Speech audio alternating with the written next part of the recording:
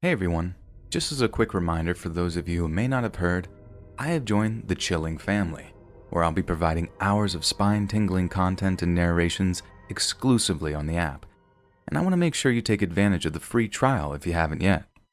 Chilling is the new home of horror and an amazing mobile app that allows you to do things that are just not possible on YouTube, with hundreds of unique and amazing stories that are sorted into curated playlists, or you can create your own.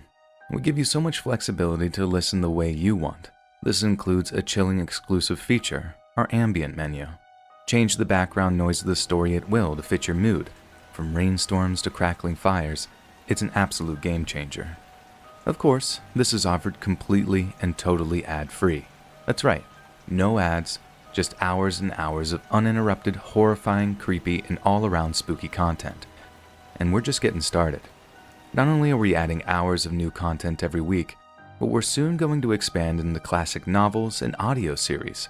Original video content is also in the works, and we feel we're really building something special here. I couldn't be more excited to have the opportunity to be a part of this journey, and I hope you can join us. Download Chilling now and start your free trial today. Then keep the scares rolling with hours of continually expanded and exclusive content at your fingertips, ad-free, for $2.99 a month. Click the link in the description below or simply search Chilling in the App Store.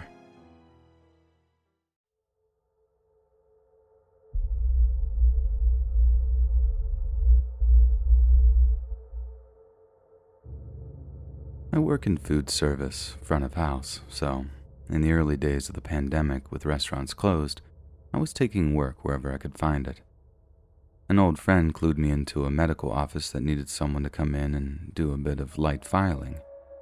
I was able to go in at night to limit direct contact with people, so I jumped at the opportunity right away.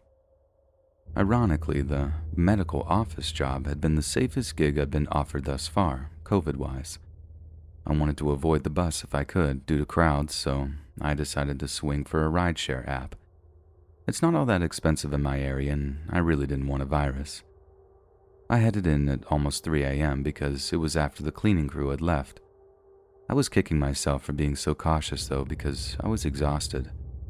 I stumbled onto the block looking for my ride and, to my tired self's great relief, the car spotted me almost immediately and pulled up asking, "Uber?" While I cluelessly wandered up and down the street searching. The ride was taking a while, but I'd only just moved here last year, so I'm not familiar with all of the surrounding areas and thought nothing of it. I was pretty alert at first, so I was trying to pass the time playing games on my phone and stuff. But the car didn't have a compatible phone charger, and I wasn't sure the building would have one, so I wanted to save my battery to be able to call a ride back. I shut my phone down into airplane mode and eventually drifted off from a combination of tiredness and boredom.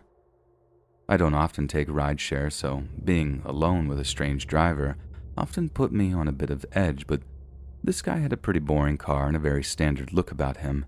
He looked a little like my brother even. Young, clean-kempt, listening to jazz. Nothing that screamed, "You need to micromanage this trip." When we arrived, the driver tried to wake me up by calling me from the front, but I was in too deep of a sleep and couldn't fully distinguish it from a dream.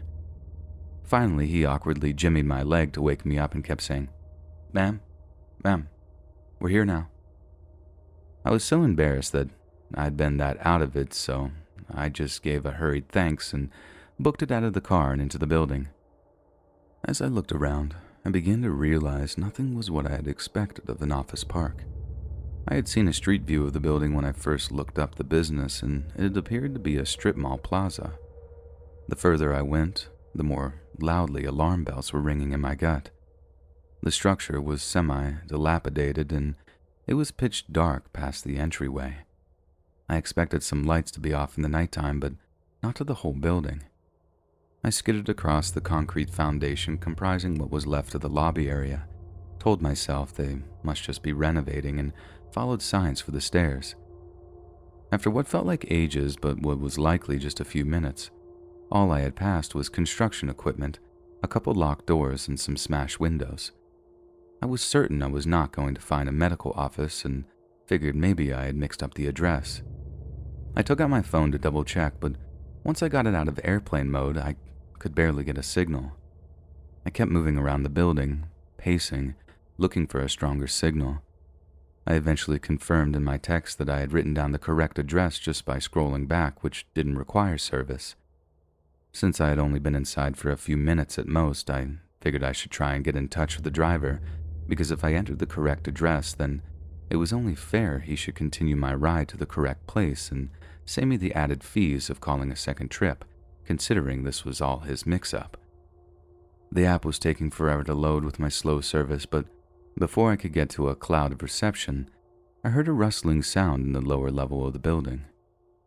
It was on the top floor, and the only stairwell I was aware of was the one I had taken up. So, this would force me into the middle of the building. There was no way to exit the situation without encountering whoever was downstairs. In an abandoned building in the late hours of the night, I figured the chances were high that it was a tweaker, and I had no desire to try slipping past a tweaker. Especially when it was late enough that they were probably on something, jumpy and on edge. I tried to get a text out to a group of friends with my address and a request to call 911 to help get me from the property, because I didn't feel safe walking in that neighborhood at night and didn't have enough reception to call a new ride. But the message wasn't sending. Reception was too weak. So I gave up on getting my phone going and started checking for another stairwell, or even window with balconies or dumpsters that could be used to exit the second floor at a last resort, in the event whoever was downstairs came upstairs. I scrambled over to a door with a stairs sign on it, but the stairs were completely dilapidated and it was essentially just a straight drop down to the first floor. At that point, the worst-case scenario began to unfold. I heard whoever was downstairs begin making their way up the stairs. I thought fast and figured based on my walk about the floor was basically a giant loop, so I would have to wait for whoever this was to come up the stairs, wait for them to come all the way up, and then sprint the opposite direction of wherever they were going to try to get down the stairs and out of the building in time to make it to the road without encountering them. I was not anticipating being chased or anything, but didn't want to anger a druggie or have a homeless person who might be living there feel as though I'd trespassed and become hostile towards me, or have any sort of interaction that could possibly occur at that hour in an abandoned industrial park. I held my breath for what felt like 5 minutes, but was likely closer to just 30 seconds, and the person appeared at the top of the stairs. To my great relief, it was just the Uber driver. I figured he had come back for me, realizing he had left me in the wrong spot, a place that could have worked out to be dangerous. So I came out from the beam I was hidden behind and started to wave him down. But then I processed. There was no way for him to realize this had been the wrong address. My stomach lurched forward and my blood chilled to slush. I made eye contact with him very briefly, and he was completely calm and composed, but breathing pretty heavily and blocking the stairwell down. On a normal, rational day, as an outside observer, I could think of a dozen innocent reasons he might have returned, but in the moment, standing across from him, I just knew in my gut that this was someone with ill intent. I can't remember much from the ensuing few minutes. Operating solely on muscle memory and instinct, I Superman dove from the second stairwell's opening and just let myself fall down the drop. Thankfully, I don't think he'd seen where I'd gone at first, and thought that I was in too much pain to know it then. Plenty was bruised, but nothing was completely broken. I scrambled up and threw myself at anything that seemed like it could be the door. It was too dark to tell. I was disoriented from the fall, and I wasn't in a calm enough mindset to think to use my phone's flashlight. Plus, in hindsight, some part of me probably knew it would call too much attention to my location. Just before I was able to reach the door, it flew open with a blinding light beaming straight into my eyes. My first thought, though not totally coherent, was, there's another one of these guys. And I stumbled backwards, trying to find something to hide behind. Before I could, a voice called out, "All right, this is the police department. Everyone on your knees and get your hands in the air." I didn't believe it was the police at first. I was in such a fight or flight mode and had already committed to flight that I continued looking for ways to get out. But he kept shining the flashlight right at me as I teetered around and yelled, "Hey, I said on the ground right now. Hands out. Hands out where I can see them." He sounded so authoritative that I just automatically did exactly as he asked. He approached me and finally shined the light away from me. It took a second to get my night vision, but once I did, I could see he really was a police officer. I tried to explain what was happening, but first he started asking me all these questions, and that, combined with what had just happened, and my fear of the driver coming back, all snowballed into my being unable to form a single articulate sentence. He was even asking easy questions too, like, "Can you tell me your name? Do you have any knives, needles, or anything that you could poke or cut me? Would you rather talk here or outside?" My total stunned babbling in response at first led him to believe that I was on something. He directed me out to his car, and once I was safely out of the building, I was able to start getting my bearings just a little. I sat on the edge of the back seat of the squad car with the door open facing out, while he stood across from me and asked the same questions again. The first thing I could think to ask was, "Did my friends call you? What did they tell you?" And he explained no, nobody called him, and he was patrolling the area and noticed a car idling outside of this building that's known to be condemned, and nobody's supposed to be inside. And as he put it, when they are, they're usually up to no good.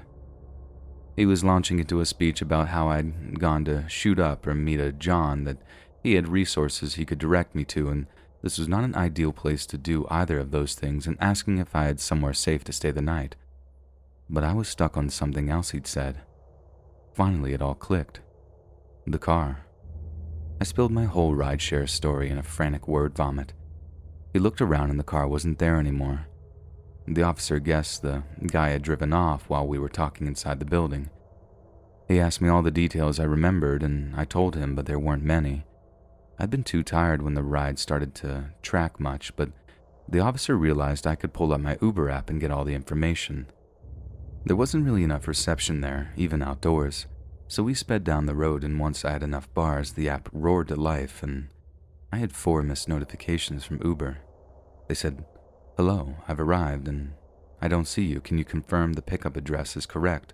And I'm flashing my hazards, and finally, unfortunately your driver had to cancel."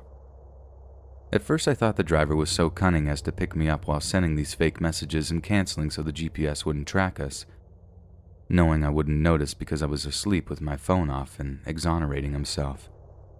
But instead I checked the car details, checked again, and it was definitely not the same driver. The person who'd driven me there had not been my Uber. The driver was somewhere else on the street when this guy pulled up to me. The policeman took my statement and said that they would keep an eye out for the guy, but the best I could give them to go off of was basically a young-looking Caucasian male with brown hair, sideburns, goatee, and 4-door sedan, wearing a zip-up sweatshirt, maybe had a hood, which is like 1 out of every 4 guys in the city. I feel so blessed to have survived this near miss.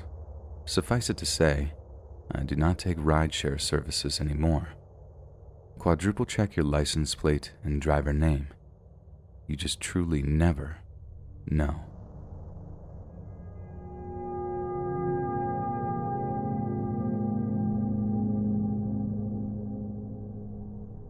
It all started with a normal day at work.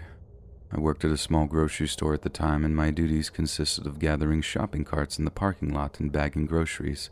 Normal minimum wage stuff. It was rainy that morning, and of course I was assigned to carts all day. About 2 hours into my shift, I saw a man rushing to get his groceries into the car. It was pouring. I ran over to him and started helping him with his bag. "Oh, it's pouring," I said. "Mind if I help you get out of the rain?"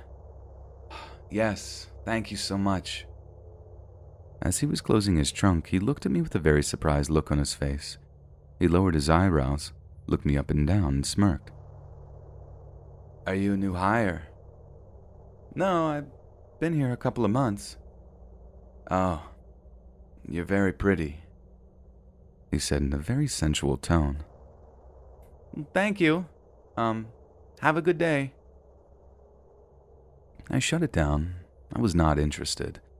And as I was walking back to the store to hide until he left, I could feel him watching me while I walked away. Nevertheless, I continued to work, not really thinking about it. After my lunch, I was at the register bagging groceries, and I noticed that same man from earlier walk in. I pretended I didn't see him and just kept bagging. He came up to the register and got a single chocolate bar. I didn't give him a bag. He stands towering over me and says, "Aren't you going to bag my item?" "Oh, sorry, I didn't know you wanted a bag for one thing." I put his chocolate bar in a bag and told him to have a good day. "When are you off work, sweetheart?" Man, I'm not comfortable giving that information out." He returned with, "That's okay. You've been here what, 5 hours? You probably get off around 6 or 7, right?"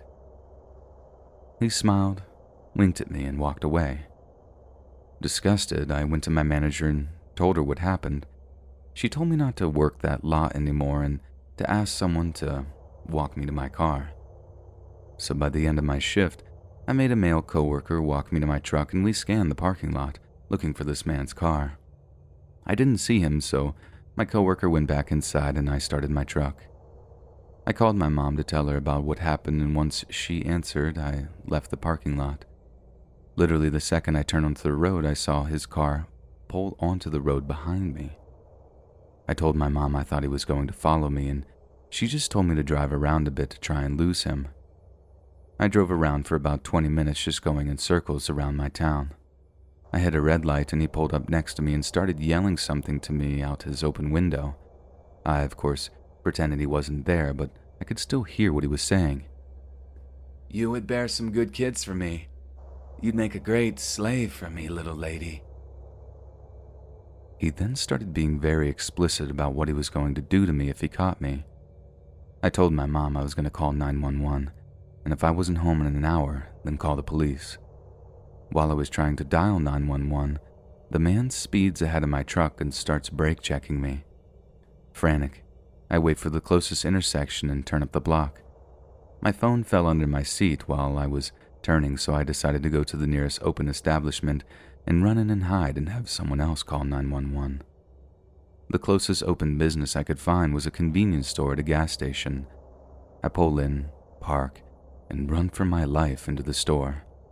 I tell the clerk what's happening and she takes me to the break room and locks me in there. While processing that I might have survived this ordeal, I hear the doors of the storefront start violently rattling, and before I knew it, the clerk was locking herself in the break room too. She was on the phone with the police and they were on their way. We were silent, cowering in a dark room, and I found myself feeling guilty for wrapping another woman into our worst fear. My thoughts were racing through what I had said to him. Did I lead him on? No, I just told him to have a good day. Has he been following me for longer than tonight? How did he know what car I drive? Are the police going to get here in time? Are we going to die? Finally, the small room is illuminated with red and blue lights from the crack under the door. We hear a voice over the intercom tell us it's safe to come out. Shaking, the clerk takes out her keys and opens the door. We walk out and give our statements. After the police leave, I turn to my unexpected savior and profusely thank her. We cry, hug, and she walks me to my car. The next night I went back and brought her some food and an Amazon gift card. I've been in a near-fatal car accident, 10 feet away from a mountain lion in the wild, and I am a survivor of assault. I can tell you, reader, with total honesty, I thought that was the end of my line.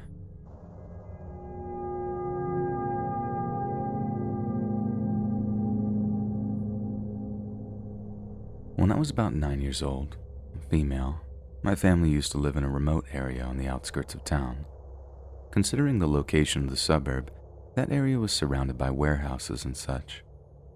At the time, my family did not have a phone in the house, and neither did our neighbors. There were no cell phones back then, or they were a luxury and not everyone could afford one. This took place in the end of the 90s. So if I needed to call my mom while she was at work, I had to either go to my dad's work or a company next to his, which was closer, to make a phone call. My dad's work was a relatively short walk from our house, probably about 30 minutes or less. My dad was working at a huge unloading dock for metallurgical and natural resources shipments. In order to get to my dad's work, I had to walk past another adjacent company just like the one where my dad was working. I will call that Docks 2. My dad's work, as well as Doc's too, had a sort of watchtower. It is just a cabin mounted at the top of a tall platform, and you need to go up a decent amount of stairs to get to the top. There was always a guard inside overseeing the whole yard from the top during the day and night to make sure no one is in danger and there's no break-ins. The phones were located only on-site watchtowers at the time. Doc's too were much closer to our house, about a 10 minutes walk. Now one day, as I've done many times before, I went to the docks too to make a call. I climbed the stairs, knocked on the door, and was welcomed in by a guard I used to see quite often and knew well. However, that day he wasn't alone.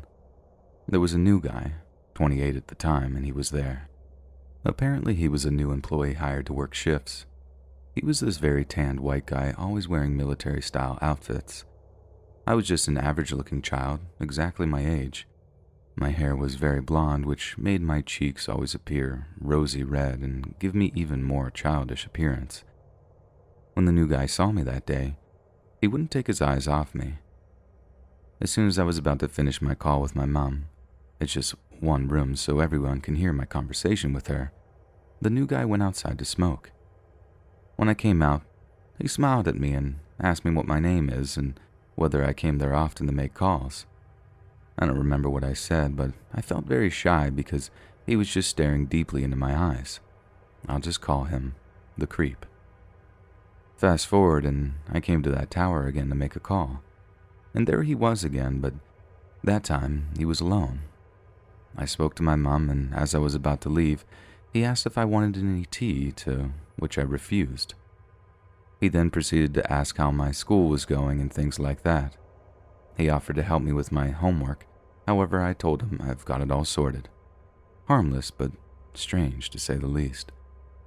On a side note, I just wanted to say that what gave me shivers when I was near him is that whenever he looked at me, he looked drunk, which was very unsettling.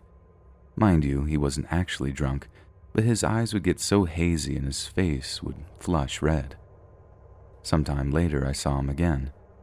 That time I was walking to my dad's work with my friend, and he was doing some digging in the docks too.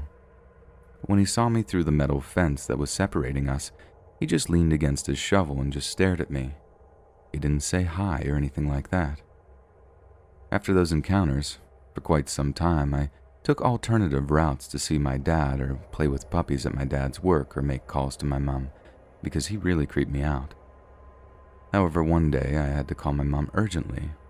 My dad's work phone didn't work, so I had to go to the Docks 2 tower, hoping I won't see him. The creep was there. And oh boy, he was so happy I came. He was complaining how I don't come anymore to see him.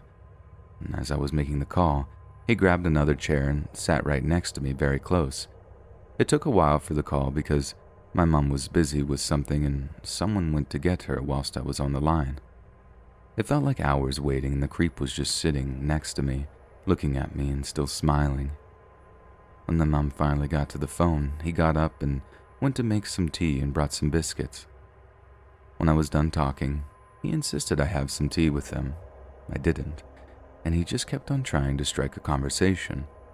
But this time, the tone of the conversation was different. He asked me how old exactly I was, and I told him 12 or 13. I have no idea why I lied that I was older than I was, since I was 9. He told me his age, and although I knew he was much older, I felt really weirded out that he wanted to talk to me so badly or had any interest in being my friend. My alarms did go off every time I was around him, but I guess I didn't really feel overly in danger. He then proceeded to tell me that I was beautiful and asked me whether I had a boyfriend. He asked me if I have already dated boys and what type of boys I liked. I was so uncomfortable and so eager to leave at that point, but he would just keep dragging me into those weird conversations. I could tell he was drinking that day. When I began moving towards the door, he followed me. Eventually we were both outside, however. In order to get down from the tower, you need to walk this narrow path towards the stairs. He stood blocking it so I couldn't leave. He got very close to me and I freaked out.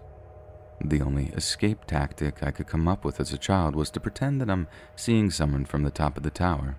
So I began waving my hand at the road down the bottom and towards houses in the distance, pretending I see someone I know and saying, "Oh look, That's my uncle. He's waving at me."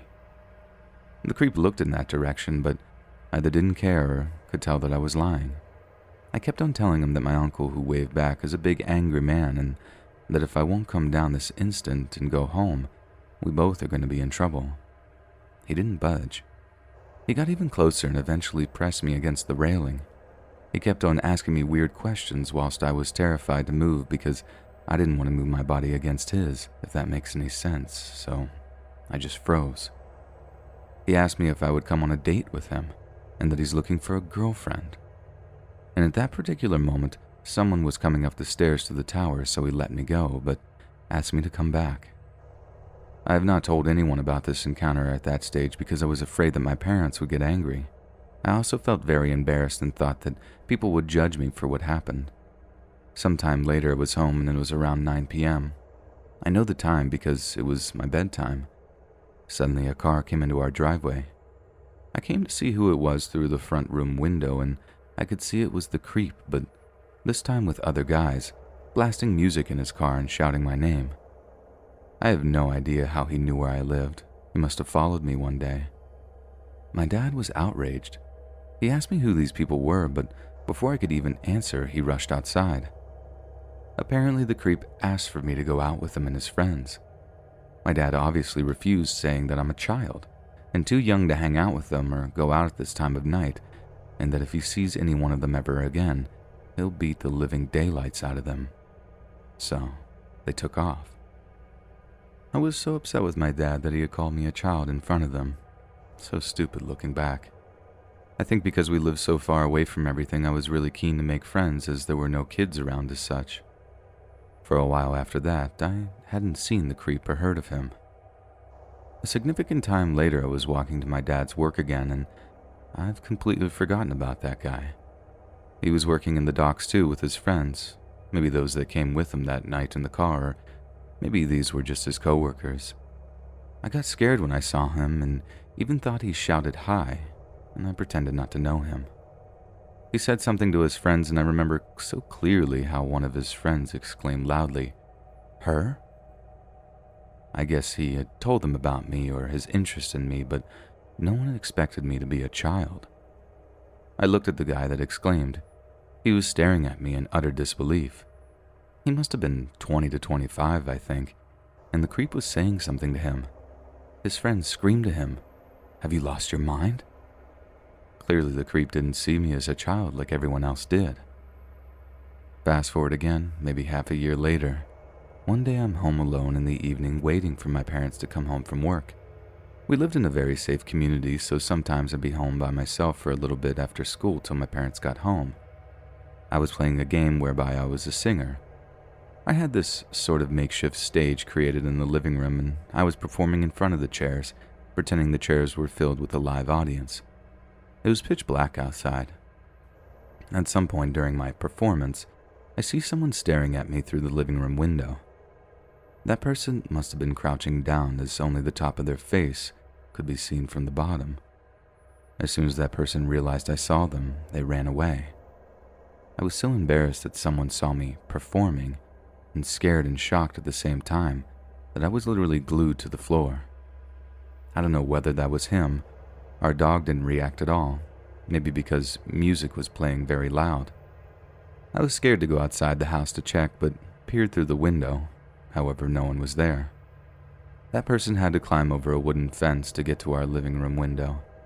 I told my parents about it. I've also asked my friend whether it was him who had came around, but he said it wasn't him. I don't know if my friend felt shy to admit he was watching me or whether it actually was that creep. But to finish up the story, one day I went to the docks too with my dad, as my dad needed something from there for work. I saw the old guard that I knew well and asked about that creep and was told that he doesn't work there anymore. I honestly don't know what happened to him, and I never told my parents to the extent of what happened.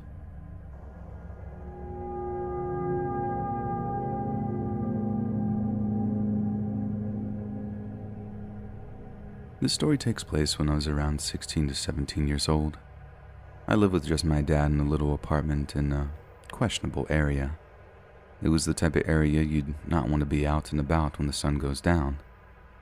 Up until a certain time, like 10 to 11 p.m., there would be a cop or two in the area patrolling and making sure there's no gang activity going on. I had a job at a restaurant in the city, which was about a 30-minute car ride and an hour-and-a-half train ride. The train was a couple of blocks away from my place since my dad was always too lazy or hungover to drive me, and that was my main form of transportation. I went to work at around 3 p.m. and would usually get home at around 12 or 1 a.m. This was my schedule 4 days a week aside from having school. I would see a lot of familiar faces on the train because of this, but we never really made conversation with each other. Until one night, when I got out of work late because some idiots wanted to sit in the restaurant past closing. You know those people. And thanks to them, I missed my train. The next one wasn't scheduled to arrive for another hour, so having nowhere to go and no money left for Lyft or Uber, I sat there waiting. No one was around me, so when this older man showed up, kind of staggering a bit, I assumed he was another drunken hobo in the city trying to catch a train to sleep in. Something about his face gave me deja vu, but I shrugged it off, thinking maybe I've just seen him on the train here and there. He made his way over to me, much to my discomfort, and started up a conversation. He wasn't slurring, but the way he was looking down at me gave me goosebumps. He asked me why I was out there so late, all by myself. I had to reply as to not anger him. I mean, we were alone and he was close enough to me to pull out a knife or something. I had no idea. Anyway, I told him I was waiting for the train and he asked which one. Now, the train was color-coded with a strip at the top to indicate whether it goes north, south, east, or west areas. And I took blue, but I lied and said I took green. He looked at the schedule above the benches and saw that the green train was coming in 15 minutes, so he said that he'd keep me company. For those extremely long 15 minutes, he asked me how long I had been working at so-and-so restaurant, and this made my blood run cold as ice. I never told him where I worked. I just looked at him and very timidly answered, "For a year?" And he laughed, and he responds, "Wow, it's already been a whole year, huh?" At this point, my skin was itching out of anxiety, and as soon as the green train came, I knew I had no choice but to take it. I said goodbye to him and thanked him for the chat, hoping that would be the end of it. No. He suddenly told me that he took the green train too, so he followed me on and sat in the seat behind me. My mind was racing about whether he was going to try to do something to me like chloroform or hurt me in some other way, but we rode the train in silence. I was trying to figure out how I was going to lose him. There weren't many other people riding the train at that hour. Our car was empty, unfortunately. As the ride went on in menacing silence, I could feel him staring down the back of my neck. I waited until we got to a stop where there was another person, and I was so relieved to see a woman sitting there. She wasn't boarding, so I immediately got off the train and the man followed me, as expected. I took a seat on the bench next to hers, close enough for her to see and hear everything going on, hoping she would catch on. The man notified that I was sniffling, allergies, and being out in the cold, and asked if I was sick. I told him no, but he insisted on giving me these weird pills that he had that were supposedly cold medicine. I declined in a louder voice. Sorry. Don't accept pills from strangers." This prompted the lady to look at us, and I made eye contact with her, and she knew now. Now, this went on until a blue train came and the lady got up, giving me a look that told me to get on with her. So without explanation, I did. She waved me over to sit next to her, and when the man tried to follow, she said, "No, you go sit over there," and made him sit a couple of seats across from us. He chose the one where he could face us and stared at me the entire time. I was shaking and about to burst into tears. The woman leaned over and whispered to me that she had a pistol, and I felt safer with her there. We whispered back and forth about what happened. I told her where I lived and how I was worried he would follow me home. She told me a friend of hers would be boarding the train soon, and when he did, she told me his name was Ray. Ray was filled in about everything and agreed to escort me home.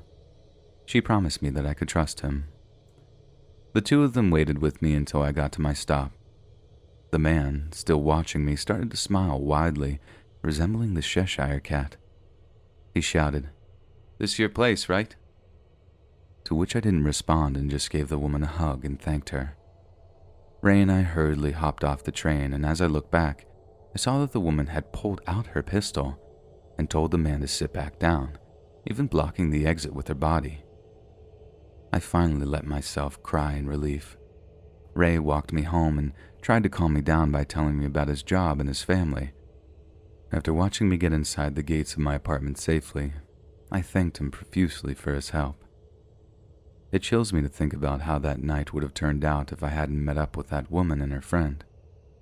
I feel extremely lucky to this day. I never saw that man again and eventually stopped thinking about him, but in the back of my head, that creepy, aroused smile of his was burned into my mind, and I couldn't help but wonder just what else he knew about me.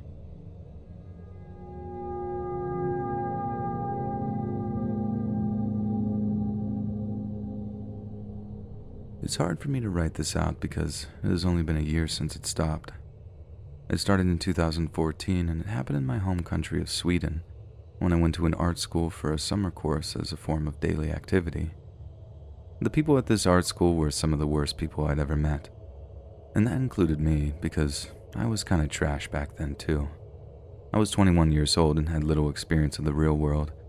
I had gone 2 extra years of schooling because of switching majors and taking an extra year on my second choice, so I was literally on my first year of independence. I also had a light form of autism and didn't receive schooling until I was 12, which made me a bit more slowly developed mentally during high school.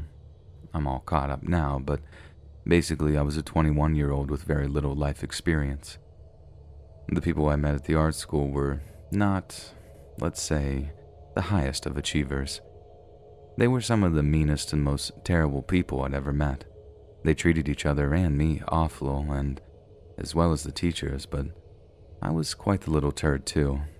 In fact, I feel like being around these people also made me worse. What started the stalking was an incident involving acrylic paint. It was going to be thrown away, so some of us took some of the paint so it wouldn't go to waste, and I finally took the remaining paint. Well, it's over, showed up. Her name was Anna, and this is how she introduced herself. My art teacher was pushing these big tables on a trolley through the narrow passageway of the art hall, and Anna, dressed in expensive designer clothes, stood in her way. So my art teacher, not fearing anything, screams, "Move it." And Anna snaps towards her with this crazy look in her eyes and shouts, "Excuse me? Do you know who I am? I'm a famous woman." My art teacher, not impressed, responds with, "Okay, famous woman, move it." That was how we learned of Anna, the famous artist. She then proceeded to have all the terrible people in my class schmooze over her and treat her like a celebrity. But the real reason for being there was because of her paint. So, the great hunt began. I was roped into it, and my initial plan was to just give her back her paint so she could be off. Except during the hunt, I got these terrifying red flags. She kept sniffing the paint of other people to see if it was hers. Apparently, she had poured some kind of oil into the paint so she could sniff her way to where they were. During the hunt, she admitted that she had been put into treatment for the criminally insane because she had stalked a previous schoolmate that she thought had stolen paint from her. She even showed a CCTV video of her old schoolmate pulling a suitcase behind her, saying that that's where she had the paint that she stole. I asked her how she had got this video, that she said that her dad had connections with the local government, which had gotten the video from one of the local government's cameras, which is illegal for a layman to get access to. During this time, she also admitted that she had been sending messages to a famous artist in Örebro because a voice from heaven told her to do it, and that he was destined to help her with her career. Anna also thought that staring wide-eyed made her more attractive, like the kind of stare where you can't see any of the eyelids at all. So while she was saying all this, she had this crazy-eyed look on her face. I was terrified of her and couldn't figure out a way of handing back the paint, so she ended up threatening to have the principal fired if she couldn't search every room for the paint. And when she did find all of her paint, She put it in one of the school's rooms and said that she would pick it up when she wanted to. She said that she would come every year during the art exhibit to check if her paint was still there, and that she would sue the school if she found it missing. What a crazy person. An end of story, right? Oh, how I wish. About 2 years later, I enrolled in a 1-year basic art program at the school. I had completely forgotten about this crazy person. At one point, we were cleaning out the art rooms and her paint was brought up again, and would again be thrown away. Me, not remembering that crazy, famous artist, took a nice crimson bottle for myself, while others took some of the not-ruined color, as open acrylics go bad after a while. Then, as we all tried to continue with our lives, the crazy lady one day returned and started sniffing all the color. I didn't recognize her at all and had forgotten how dangerously deranged she was. I'd even forgotten that I had gotten the crimson color from her paint, so when she started interrogating me for why the paint smelled like hers, I didn't know what to say. She also smelled her paint at some other girl's table and was harassing her as well. Thinking that this was all more fuss than it was worth, I threw away the crimson paint. It had started to cut from age anyways. And that is when everything just went absolutely nuts and crazy-eyed Anna became my stalker. When she found out that I had thrown away the paint, she became convinced that I had re-enrolled at the art school specifically to steal her paint. She started convincing a bunch of gullible and, to be honest, low-achieving people that this was true, and I started being harassed. It started with a physical attack. I was painting alone in the evening, minding my own business, when this huge brute ran into me, tackled me to the floor, and hit and kicked me. While this was happening, crazy-eyed Anna was fake crying in the corner, but I could see on the floor how she went from fake crying into gleefully smiling as I was being kicked and hit. Another girl she had recruited picked up and smashed my phone, breaking it. As the guy stormed off and the second girl followed, I stumbled onto my feet and asked Anna why she had done this, and the answer she gave me made me realize what kind of person she was. "So you will know that I can hurt you if I want." This was the answer she gave me. I later asked the brute of a person why he had attacked me, and he said that he hated people who stole. This guy is training now to become an art teacher, and I fear for those children. I had bruised my ribs, but were not allowed to go to the hospital because the principal didn't want to get involved, and since my phone was broken, I couldn't even call for an ambulance, so it took so long to get to the hospital that the outside signs of the abuse had healed. During this time, crazy-eyed Anna started wearing a crimson jacket wherever she went. I asked her why she was wearing it and also said she looked pretty, thinking that talking nicely to her would start a friendly conversation to maybe smooth everything over. Well, Anna is not like normal people and does not think like normal people. Her response was that she wanted to think of every time I saw this color and said that she had seen it work in a movie. She then added, "I am more beautiful than you will ever be." Whenever she went, she had a horde of schmoozers around her, all thinking she was some kind of famous and fancy artist. But eventually she had to leave school and I thought I had peace. Except she one day suddenly showed up and gleefully presented me with the school's Russian exchange student. This student had been sitting at my table every day for weeks and I hadn't paid it any mind. Why would I? She was allowed to sit there, but this is when the crazy-eyed Anna drops the bombshell that this exchange student was A, not a real exchange student, and B, she had been putting her phone on the table each mealtime while having it on speaker with Anna on the other end, silently listening in on my conversations. I remember when she first told me this, how I didn't believe it. I didn't believe, and a part of me still had a hard time realizing the lengths this woman was going to and that they were real. But it was what she said next that terrified me the most. She said, "I know about the secret messages behind your words. I know what you're up to.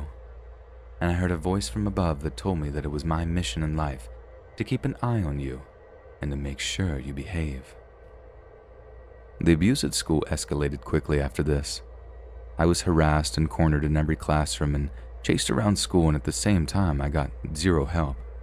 It escalated into a happening one late weekend night. I was sitting in the school's texture room when a guy suddenly burst in and started running towards me screaming, "What makes you think you can sit here?" He did not go to the school. I jumped out of a window and started running towards my dorm and managed to call 112 in the meantime, the emergency number in Sweden, and managed to scream out that I needed help and where I was. I ran towards my dorm, but another guy was waiting for me there, so I ran towards the head building, but a third guy was waiting there. They cornered me, and I remembered how terrified I was. I thought I was going to die. But then there was a light of hope, blue and red lights from the road, and I was saved. I remember how happy I was to see that police officer. Everything would finally be over, and then... He walked up to the girl who orchestrated all of it, Malin, and he greeted her like a friend, and I knew it. I knew at that moment that he wouldn't save me. I screamed for help and he ignored me. She told him that there was no issue here. He said he was looking forward to seeing her around town. And then he left. He left me. He just drove away. The last thing I remember is the backlights of that police car driving away. I wake up the next morning laying on the ground with a huge bump on the side of my head. I don't know what happened.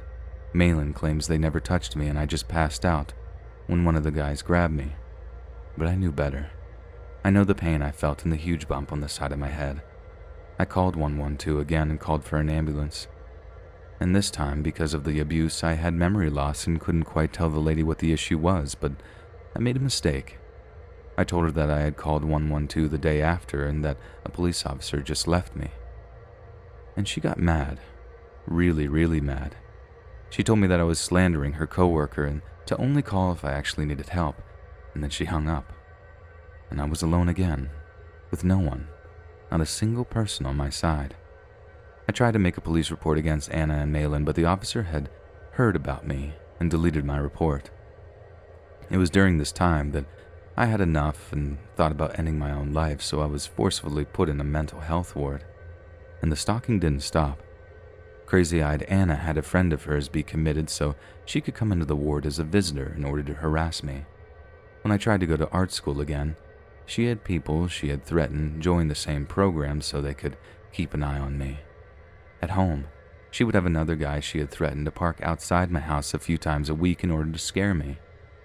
During this, she would also have things stolen from me, things like shoes, gloves, and the like, and according to the people doing the stealing, this is because she had watched a movie where someone steals items and then puts them back to make someone go insane from the harassment. Crazy-eyed Anna would call me a few times a year lying about being a data collector to get private information out of me, something that took a few years to even catch on to. Because she lived in a big city far away at the time, she constantly forced others to do the stalking for her. Most of them had at one point given drugs to and then would get them to do what she wanted by threatening to report them to the police if they wouldn't. Others she just bribed with money or charmed. I have gone for hour-long bus rides where someone admits to being there for her sake. Most people are afraid of her because she won't leave them alone, and she will do to them what she does for me if they don't say yes to her. One girl was roped into standing all dressed in red outside my supermarket. Another girl was also roped into sitting with her car outside my house for a few hours, a few days a week, all because of fear of this woman. I learned from a cousin of hers that she affords all of this because she won an art prize for 500,000 kroner at one point. That's why she thinks she's famous. I also learned that most of her biological family has cut contact with her because she has been doing this since she was a teenager, and yet even with that information, no one would listen. When I tell people what she had done to me, people call me the crazy one.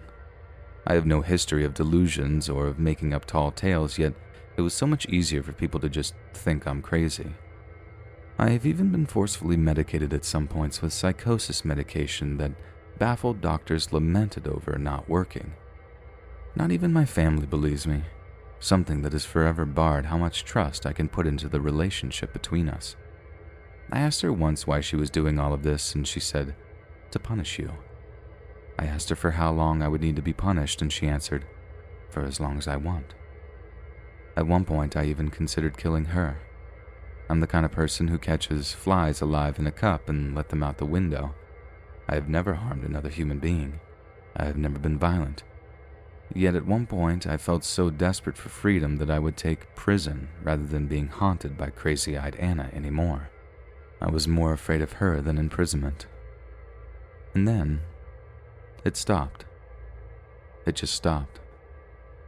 Still a year later, I don't know why it stopped. Nothing in her history tells me that she would stop willingly, so I'm convinced that either she had run out of people to threaten into doing her bidding or something has happened to her. It's possible that one of those people finally reported her and actually got taken seriously. I'm not sure. Even so, I can't feel relief. Not yet. I'm still afraid it'll start again, and I've given up all hope of being taken seriously by the police.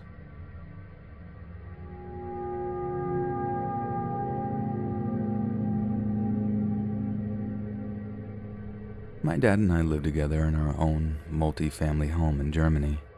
My dad has a serious lung condition. His lungs produce and trap an excessive amount of mucus. The trapped amount is huge and keeps his lungs from working correctly. It's pretty normal that he has to be picked up by an ambulance every 2 to 3 weeks because he can't breathe anymore.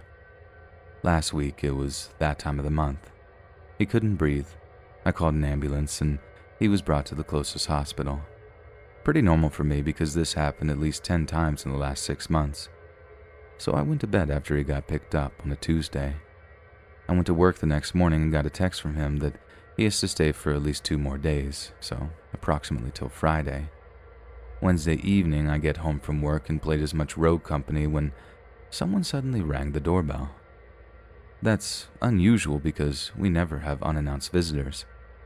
I walked to the door and was about to press the door buzzer to open the main door when I heard, I believe, more than one voice directly in front of my door, so that someone just got past the main door, which was weird. I asked in German, "Hello, who is it?" And there was silence for 3 seconds. Then a person who sounds like my father but at the same time doesn't sound like my father answers, "Micah, it's me. I forgot my keys. Open the door." I thought, okay, in that case. Wait a minute. My dad never calls me Micah, only Mickey. And there was the sarcastic tone in that voice. I didn't trust the situation, and I called my father on his phone. If the person in the front of my door was my father, his phone should ring, right? It didn't. My father answered, and as I suspected, he was still in the hospital. Meanwhile, the 2 persons on the other side of the door heard my phone call and started kicking my door. "Let me in, Micah, it's your daddy. Let me in." Thank God the door was reinforced. After I threatened them with calling the police and having a huge knife in my hand, they left. I heard their footsteps running down the staircase. I rushed to a window facing the street to check if I can see a car or a license plate, but they were gone, just a few footsteps in the distance. They never came back, and what's weird is that they knew my name and that my father wasn't home despite his car standing in the driveway. Stuff was hitting the fan when a buddy of mine actually reported something similar. We called the police, but an investigation is currently in progress.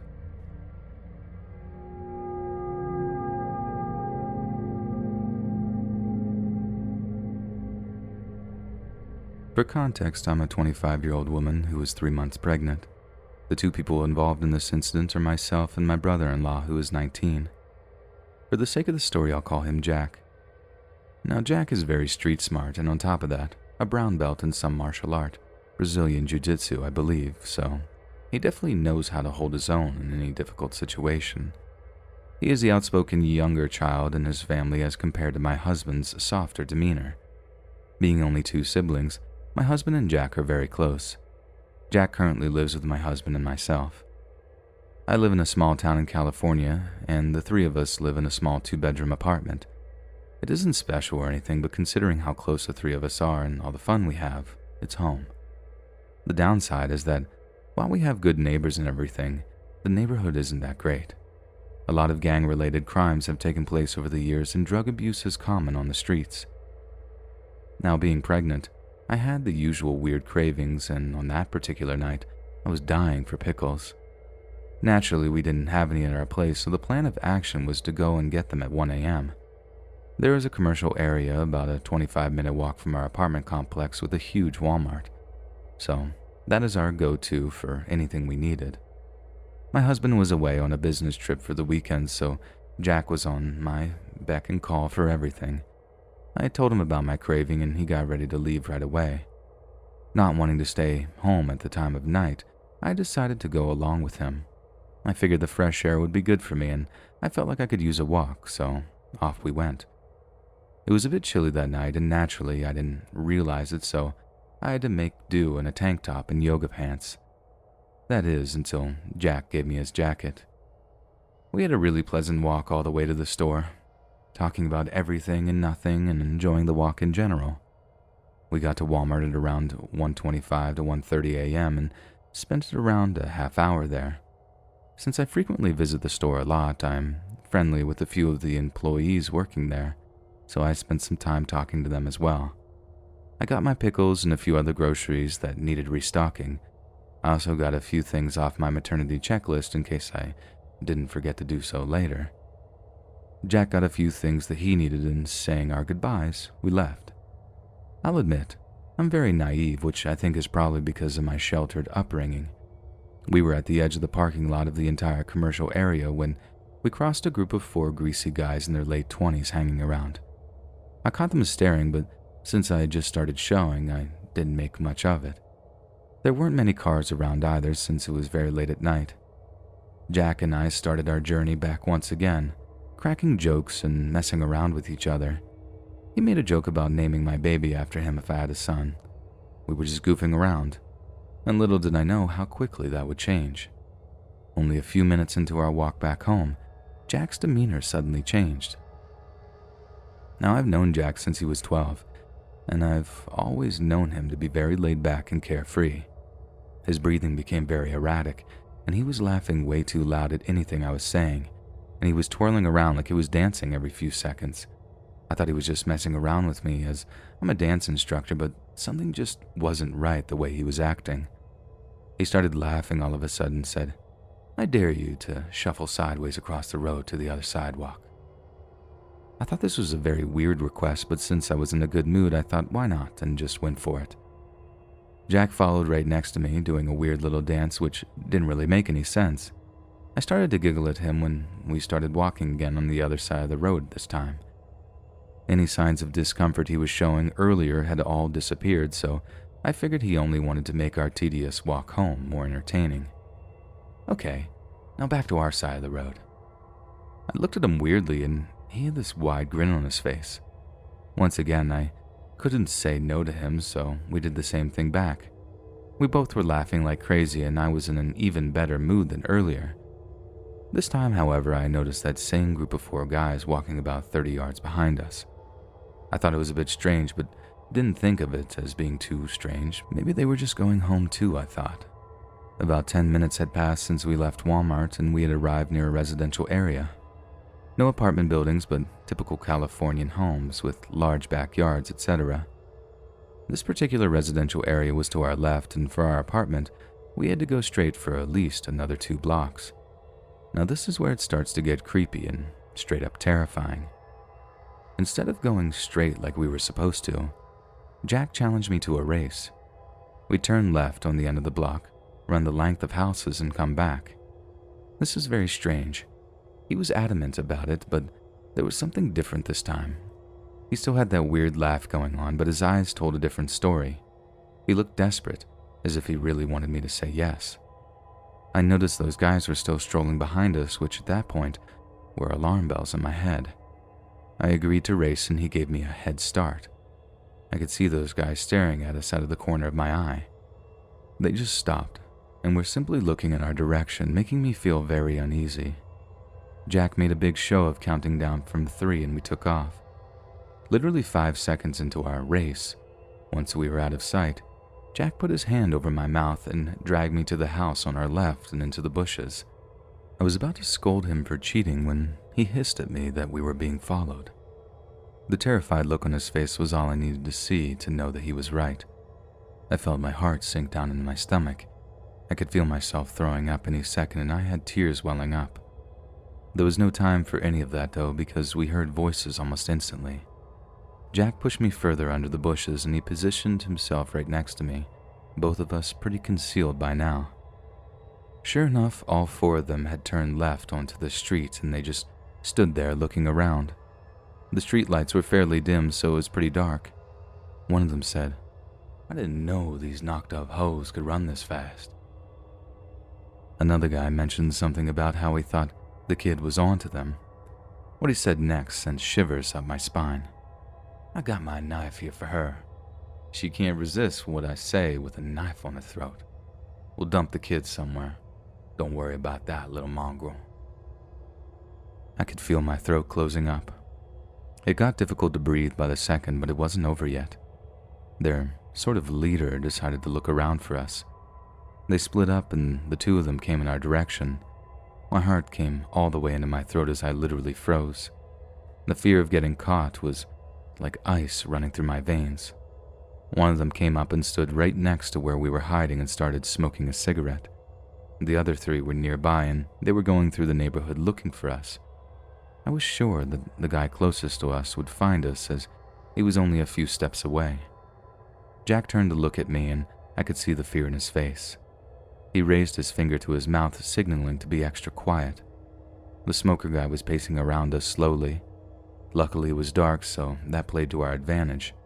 After what seemed like an eternity, but was actually only 30 minutes, they regrouped in the middle. One of them made a call, telling someone to bring the car around. Another 5 minutes had gone by when the car finally arrived and the men, all looking angry, drove off.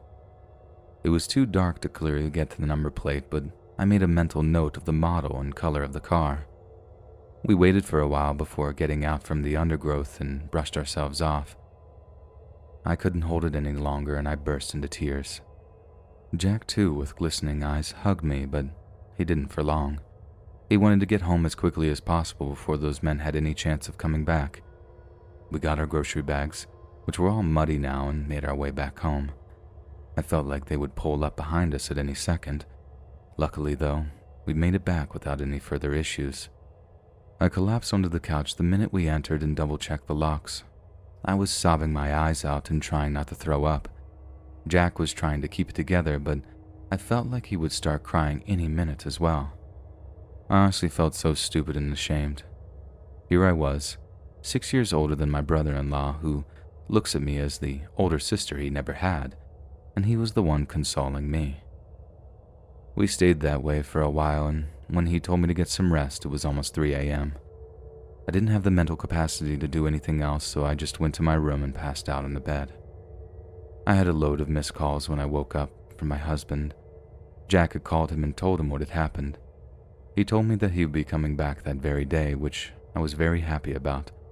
I also told Jack how grateful I was for him being with me. We have since tried to move on from the real-life nightmare, but I still feel like something is bothering me. My apartment is on the 4th floor and has a clear view of the road outside. Now, I don't know if it's my mind playing tricks on me, but I'm fairly certain I've seen those guys coming and hanging around the apartment complex at night. I've also seen them driving slowly around in what I'm sure is the same car I saw that night.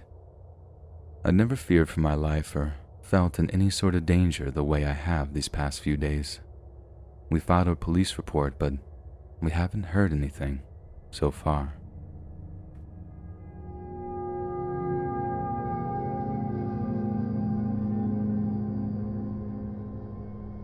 This happened many years ago. I was 8 or so at the time, and every day I would walk home from my elementary school. My house was a few miles down the road, so my mother thought it would be safe enough for me to walk by myself. It was a few months into the school year when it started happening. A beat-up-looking Toyota would slow down enough for a couple of white guys that looked like they were in their mid to late 20s to follow me and yell insults. I was chubby back then, so they would call me fat and much more hurtful things. I always remember the driver. He looked to be the oldest of the bunch, with greasy blonde hair hanging down and partially covering his pimple-scarred face. They would follow me until I reached the gas station that was halfway along my journey home. Then they would speed off laughing loudly. For the first couple of weeks I didn't tell anyone, thinking that they would get tired of it, and they didn't. A full month passed before I told my mother about it. She, of course, was rightly concerned about me and asked me how long it had been going on for. When I told her a month, she grew even more concerned. Her being a single mom, she couldn't pick me up from school because she was at work all day. so her solution was to send my older brother to meet me halfway, thinking this would deter them. It didn't. Another 4 months went by with them continuing to follow me and throw insults. And suddenly, it stopped. A whole month went by without them driving by, and we thought everything was safe again. But we were wrong. Out of the blue, I saw the old beat-up Toyota heading down the road towards me. Only the driver was in the car this time. He slowed down the car, flung open the passenger door, and proceeded to yell for me to get into the car.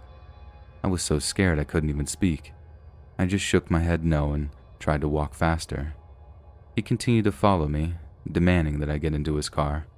I'll never forget the look on his face as he yelled at me. It was so full of rage. We finally got to the gas station that I made a break for it. I ran inside the gas station and up to the gas station attendant. I told him what was happening and he let me hide behind the counter. The driver pulled into the gas station, hopped out of the car and came in.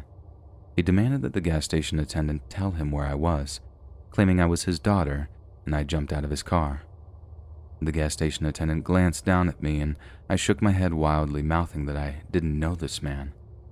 The gas station attendant said he didn't know what he was talking about and that he had to leave the store immediately.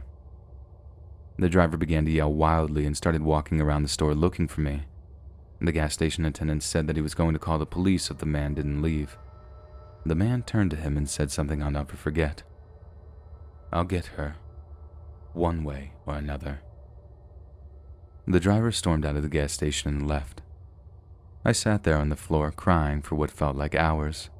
The gas station attendant called the police and had them come over. When the police arrived, the attendant told them what had happened. A police officer knelt down beside me and asked me my side of the story, and I told the officer everything. How him and a couple of others had been following me for months, how they would follow me and insult me, how they suddenly stopped, and how he had tried to get me into his car. I don't remember much afterwards other than them calling my mother and her meeting at our house. They took my mother's statement and they left. After that, my mother changed her work hours in order to come get me every day.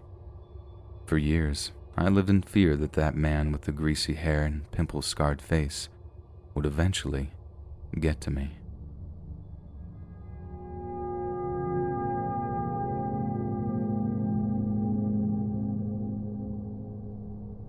My brother and I worked across the street from a mini storage place, and roughly 2 years ago, we noticed they had an auction sign out front. We decided to check it out, so we walked over hoping to find something interesting. If you haven't watched Storage Wars, the way these work is the auctioneer opens the unit and you're not allowed to enter or touch anything. You only have a window of about 15 seconds to look around and decide if you want to bid. This unit was 4x4, and my brother and I noticed a group of 5 fishing poles amongst other boxes and bags. We had been talking about buying a few poles, and this seemed like a good chance, so we yelled out a low bid and won. Per the auction rules, we had until the end of the day to empty out the unit. Being small, this was a 2 garbage can job, so we got a can and started sorting. It started out promising with finding a nice microscope and a few tools, etc., standard storage stuff. I pulled out a plastic garbage bag and opened it to find another tied shut garbage bag, which I opened to find another tied shut garbage bag. And since nothing terrifying is ever kept in triple tied bags, I opened it to find the dried, mummified remains of a very old and very dry cat. My brother and I just stopped and stared at each other, and since neither of us needed a dried out cat at the moment, we weren't sure how to handle this specific piece of storage unit treasure. We did what we always do when faced with something like this out of context. We just laughed uncomfortably until we looked back into the unit and noticed 2 more tied up garbage bags. At the end of the day, we found 3 total bags with parts of or entire cats. We also aren't doctors, but we're pretty sure there are at least some dog parts in there as well. Granted, saying it was a storage unit full of dead cats would be a bit of an exaggeration, but considering that a storage unit generally has no dead cats, I think a small unit with 3 or 4 could be considered full. As if multiple bags of dead cats wasn't bad enough, the creepiest part about the whole thing was finding his or her creepy drawings of cats, and a used pink cat food and water bowl. I spoke with the manager of the storage facility and explained my findings and asked who owned that unit. Obviously, they couldn't give me the name, but when I asked if they were perhaps a vet, the owner laughed and said, "Definitely not." He also said that helps explain why the person's other abandoned unit that had gone up for auction prior had been full of empty plastic cat carriers.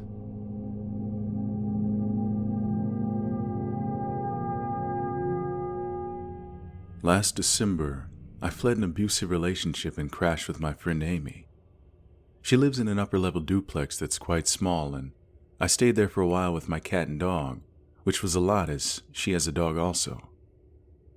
Next door to the duplex is an old 4-bedroom house that's owned by Mark, a friend of Amy's who lives abroad. The couple who was renting out Mark's place bought a house and moved out. They suggested to me that it would be a great place for me to stay while I continued my apartment search. I was absolutely elated and agreed immediately. Mine and Amy's dog could play every day, and we could still see each other all the time. I was excited at the opportunity and paid Mark a little rent, but mostly he just wanted to help me out with my situation and someone to house sit until he came home in May. I live in a very cold and snowy climate, so looking for a place in May is exponentially easier. Amy informed me the house had quirks and a creepy basement, and told me if I ever felt creeped out in there all alone, I could come back whenever. She lived in that house for a couple years, so I took her word for it. When one of the tenants showed me the place for the first time, I definitely felt something very off. I chalked it up to the weird layout, the draft, and the lack of sunlight in the rear of the house. Upstairs were 2 bedrooms and a bathroom in the middle. The front bedroom was warm and sunny, and the rest of the upstairs was very cold, noticeably colder than the rest of the house. Upon entering the back upstairs bedroom, it felt like a downward shift. Like the energy in that room felt so strange, and I felt like I wasn't wanted in there, so I barely looked around and just closed the door behind me. The first couple weeks, nothing much happened, but I never felt at ease. I felt like I was being watched. I wrote it off as being easily spooked in a large house, and it was my first time living alone. I started having trouble sleeping despite my room being the only place in the house I felt at ease. One night I decided to smoke some weed and watch a movie in the living room kind of late at night. I fell asleep on the couch and woke up to what I swore was someone running up the stairs and then slamming the back bedroom door. My dog looked startled too and ran upstairs and started growling at the closed door. No one was in there. I decided to lay off the weed, but some nights after that, I heard footsteps pacing in the back room. The next thing that started happening was while I was in the bathtub in the upstairs bathroom. My dog would lay in the doorway and just stare at the back room. Sometimes he'd growl or bark at it. I'd also come home to find the door open when I definitely had shut it, or I'd hear my cat meowing to be let in the room. On a couple occasions, I found my cat shut in the room. Also around this time, my bath towel went missing and I looked absolutely everywhere for it. It began to take a toll on me. I started having nightmares every night, and I'd wake up almost every night to my dog whining between 3 and 4 in the morning. I always felt like I was being watched, and the house felt so heavy. I told Amy about all this, and she confessed to me that she had had some weird experiences in the house when she lived there as well. Her bedroom was the back room, and a couple times she woke up in a semi-dream state to a man at the end of her bed and began talking to him. She then woke up for real and saw a text from her roommate asking who she was talking to.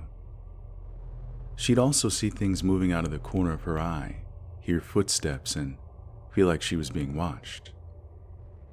She told me of one instance of seeing footsteps in the snow going from the back door to the middle of the lawn and then disappearing. One day I was in the living room, hearing footsteps and Just feeling so overwhelmed by the presence, I was crying and decided to have a go talking to it. I said, "Hey, I know this is your house too. I'm leaving in a month. I've been through so much pain these past few months. Please, just leave me alone. Please let me know you've heard me." Then the door upstairs slammed, and that was the last I heard for a while. My nightmares stopped. I started sleeping through the night and felt less of a presence. One night I was hanging out with Amy in her backyard with our dogs and her downstairs neighbor Sam to celebrate me finding an apartment. I went back in the house for some more beers and to grab a sweater.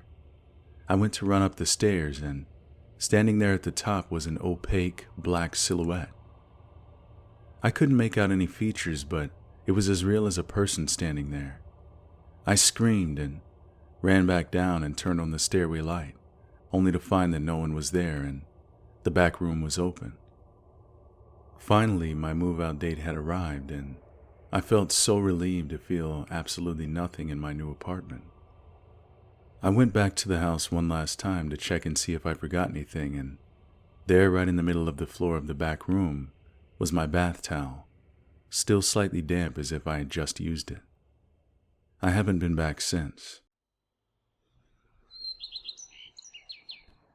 Hey friends, thanks for listening. Click that notification bell to be alerted of all future narrations. I release new videos every Monday, Wednesday, and Friday at 7 p.m. Eastern Time. And if you got a story, be sure to submit them to my subreddit, r/LetsReadOfficial. And if you want to support me even more, grab early access to all future narrations for just $1 a month on Patreon, and maybe even pick up some Let's Read merch on Spreadshirt. And check out the Let's Read podcast, where you can hear all these stories in long compilation form and save huge on data, located anywhere you listen to podcasts. Links in the bio. Thanks so much, friends, and I'll see you again soon.